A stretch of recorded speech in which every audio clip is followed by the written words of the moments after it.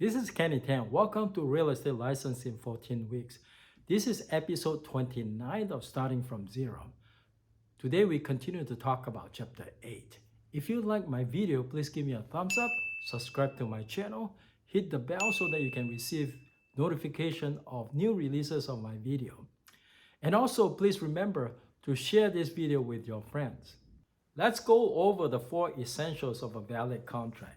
In the exam, the Department of Real Estate exam, one of the questions might be asking you, what are the 4 essentials of a valid contract? It's really a very easy question. It's a gimme question. The 4 essentials of a valid contract are capable parties, mutual assent, lawful object, and sufficient consideration. Let me repeat. Capable parties, mutual assent, lawful object, and consideration, sufficient consideration. There are only 4 things to remember.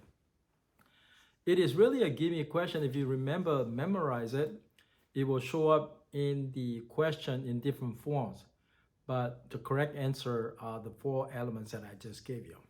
Capable parties, we may have mentioned about capable parties. In a contract, both parties must be competent or capable. What that means is the person must be at least 18 years of age. For example, a minor is not a capable party under the eyes of the law. A person who doesn't have the mental capacity to comprehend or understand, i.e. a person that is of unsound mind, is not a capable party. So in exam, the 2 important persons that are not capable parties to a contract are the minors and persons of unsound mind. The next area of law that you'll be tested will be the mutual assent.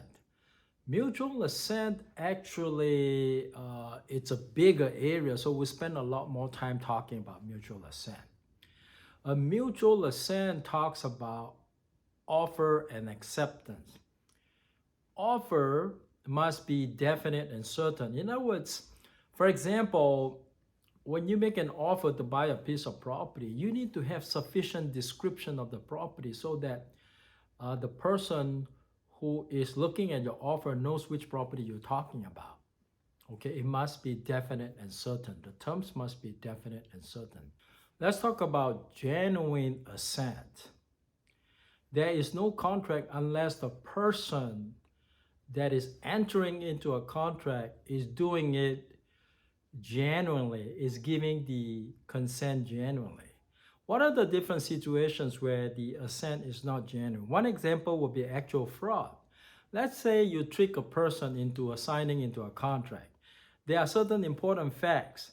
If made known to the person signing the contract, he would not have signed it, for example. That's called actual fraud. If you defraud somebody into signing a contract, actual fraud will negate genuine assent. And let's talk about duress. A duress refers to a situation where a person is pressured into signing into a contract. For example, if you threaten a person, say for example, you say to the person signing the contract, well, if you don't sign this contract, I'm going to tell your wife you have a mistress. That will be a form of duress. You're putting pressure on this person. If you did not put pressure on this person, he would not have signed it. Another situation where there might be a lack of genuine assent has something to do with what we call undue influence. Undue influence refers to a relationship of trust and confidence. Just for example, an elderly person is being taken care of by a younger person. Now, this younger person exercises a lot of influence into the elder person. Elderly person normally, sometimes they don't think very clearly. So because of the influence a caretaker have over the elderly person, sometimes the caretaker might be asking the elderly to sign a grant deed to transfer title to the property that the elderly person owns to this caretaker. And if the sons and daughters or the relatives of this elderly finds out about it, they may claim that the caretaker exercised undue influence over the elderly. So that's one situation where there is no genuine assent because of the undue influence. Lastly, it's called menace. Menace is a threat of physical harm to that person. For example, you might make a physical threat to a person and say, well, sign the contract. If you don't sign the contract, I'm going to cut your ear off, for example. That's physical harm. Okay, that's called menace. Next, let's talk about acceptance. And acceptance must be absolute and unqualified. What does that mean? I'll give you an example. If somebody sends you an offer for $3.5 million to buy your 10-unit apartment complex, you receive the offer, you like everything about the offer, except that you don't like the price. So what you do is you take out a pen, you cross out $3.5 million and write in $3.6 million. Is that a proper acceptance? That's not an acceptance because it is not absolute and unqualified. It is a modification to the offer because the price was modified from $3.5 million to $3.6 million. Sometimes an offer might come in. I have seen situations where the seller likes everything about the contract, including the price and everything. The only thing that the seller doesn't like, or maybe the seller wants to throw in something that is not in the original offer. For example, a seller might receive an offer and he needs more time to move out of the house. The offer might say that the seller has 3 days to vacate the property, but the seller wants more time. So what he did was he sent a counter offer to the buyer and states that he wants 1 month's rent back. And that would not be an unqualified or absolute acceptance because that would be a counter offer, even though he accepted the price and everything else. An offer must be accepted within the time specified in the offer, or within reasonable time if no time is specified. In most instances in real estate, most people submit offers with an expiration date. If there's an expiration date, the offeree, and let's talk about offeror and offeree so we have the terminology correct. If a buyer makes the offer, the buyer is known as the offeror. The seller will be the offeree. If the seller makes the counter offer, the seller will be the offeror and the buyer will be the offeree. So if the buyer makes an offer and has let's say a 48-hour expiration period, which means that after 48 hours, the seller cannot go back and accept that offer unless the buyer is willing to waive the expiration time. So the seller must act within the expiration period or the seller loses the right to accept the offer. It is extremely rare that in real estate we get an offer with no expiration date. However, it is not impossible because once in a while we do get offers that comes in without an expiration time. If that happens, the law will imply a reasonable amount of time to accept the offer, a reasonable amount of time. Acceptance must be expressed and communicated. So if a buyer sends the listing agent, the agent for the seller, an offer, now in order for an acceptance to be valid, the seller must communicate the acceptance to the buyer. What that means is the seller cannot just sign the offer indicating acceptance without delivering a copy of the acceptance to the buyer. So for the acceptance to be effective, it must be expressed, such as signing on the offer itself, and then communicated to the buyer. That's what we call expressed and communicated. Also, an offer must be accepted in the manner specified in the offer. What does it mean by manner specified in the offer? Oftentimes, an offer will let the other side, the offeree, the offeror will let the offeree know what is the proper form of acceptance. You know, in residential real estate, we often accept an offer and communicate the offer by sending emails.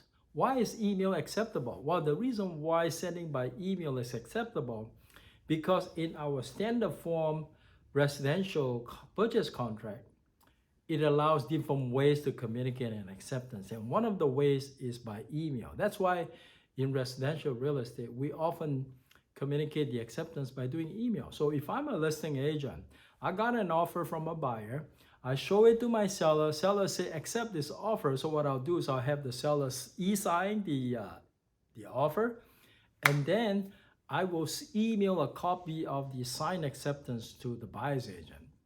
Okay, that is because email is indicated on the offer as an accepted form of manner of acceptance. But if you email, sometimes in commercial real estate, email is not a proper form of acceptance. So you have to read the offer and find out what is the proper manner of acceptance and do it exactly what the offer wants you to do. Don't send by email unless email is a proper means of acceptance according to the offer. Once an offer is accepted, the death of either party does not terminate the contract. I'll give you an example. Let's say your buyer, you send in an offer and the seller accepted the offer, you open escrow, and one day after you open escrow, the seller died. Well, in that case, you still have a valid contract because once accepted, death of either party does not terminate the contract. So it's either the death of the buyer or death of the seller. It doesn't matter. Once accepted, death of either party does not terminate the contract. Now, who's going to perform the purchase contract that is in escrow on behalf of the seller who's dead? The law says the estate of the seller will have to perform the contract. Let's talk about termination of offer. An offer can be terminated by one of several ways. Number one is the lapse of time. Usually there's an expiration date on an offer. Once that expiration date has passed, which in other words the offer has expired, then the offer is terminated. The seller cannot go back and accept the offer. An offer can also be terminated by revocation. What does revocation mean?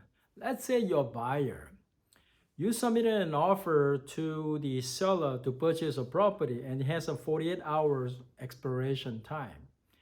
Now, before the offer is accepted and even before the expiration of the 48 hours, you found another property that you like and you submitted an offer on that property and it was accepted.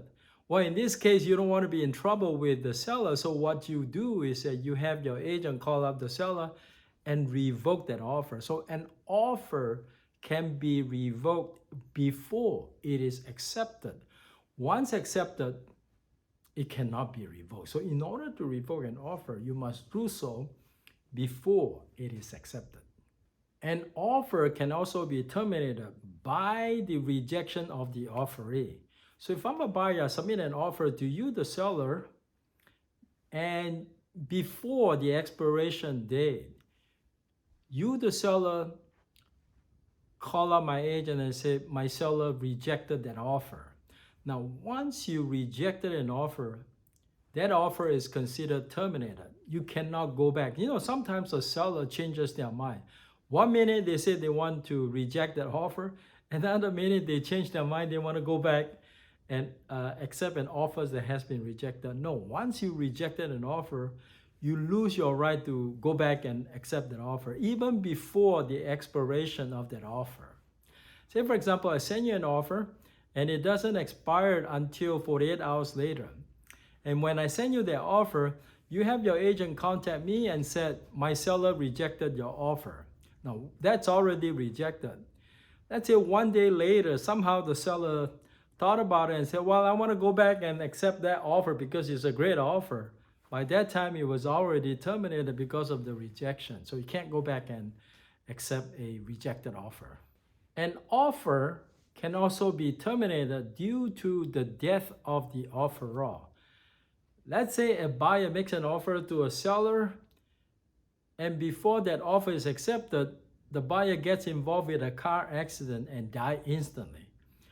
The next day, the seller had his agent sign an acceptance and email that acceptance to the buyer's agent. By that time, the buyer is already dead. So the acceptance was not a good acceptance because when the buyer died, so did the offer. So the offer can no longer be accepted by the seller once the buyer is dead. Next, let's talk about lawful object. Lawful object means that the purpose of the contract cannot be an illegal purpose. For example, if a buyer hires an unlicensed broker to do a transaction where the broker is expected to be paid a compensation. Now, because the broker is unlicensed, that will be an illegal purpose, because by signing this contract, the broker is asking this buyer to pay him commission, but because the broker is not licensed, that object will be considered to be an unlawful or illegal purpose. So every contract must have a lawful object. If it's not lawful, there is no contract. It's a void contract. Sufficient consideration. Consideration, what is consideration? Consideration is an agreement to pay somebody or an entitlement to receive something in a contract. That's called sufficient consideration. For example, when a buyer wants to buy a property from a seller, the buyer has to pay money to the seller. So the money that's being paid to the seller is what we call consideration.